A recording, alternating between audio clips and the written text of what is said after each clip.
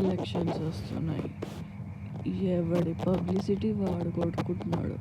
ఎవడు గెలుస్తాడో, ఎవడు చేస్తాడో, ఎవడు కావాలని కొట్టుకుంటున్నాడో ఏమవుతుందో తెలీదు.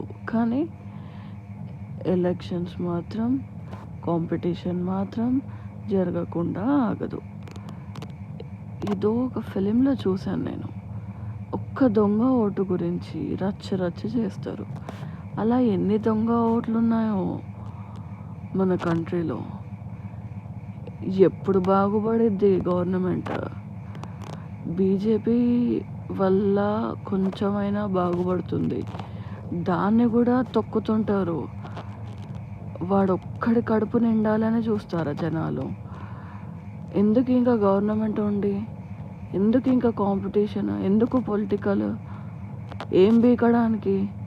జనాలకు మంచి కోసం చేయడానికనే కదా. బీజేపీ చేస్తున్న దాన్ని కూడా ఏళ్ళు పెట్టి గెలుకుతారు. ఎందుకు?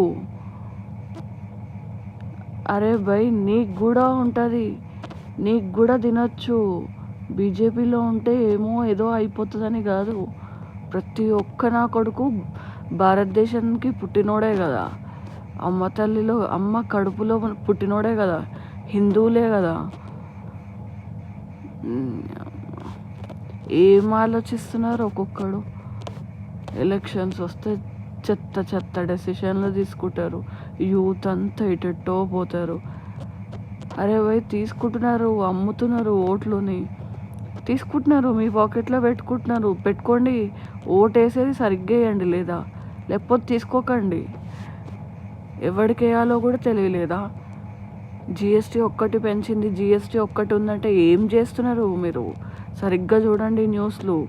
ఏం చేస్తున్నారు మోడీ? ఎన్ని వార్లు ఆగిపోయాయి మనకి రాకుండా, ఎన్ని వార్స్, అన్ని యుద్ధాలు. ఇంకా అర్థం కాలేదా?